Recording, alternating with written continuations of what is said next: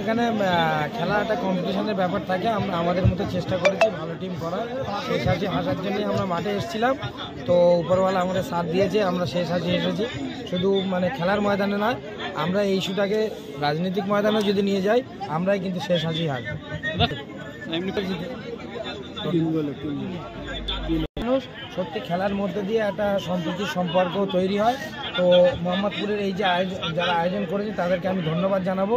মানে গ্রাউন্ডটাকে খুব সুন্দরভাবে তারা একটা ছোট খেলা, প্রাইজ মানি কম হতে পারে, কিন্তু এখানে দর্শকের সংখ্যা এখানে যেভাবে তারা মেনটেন করেছে সত্যিই প্রশংসনীয়।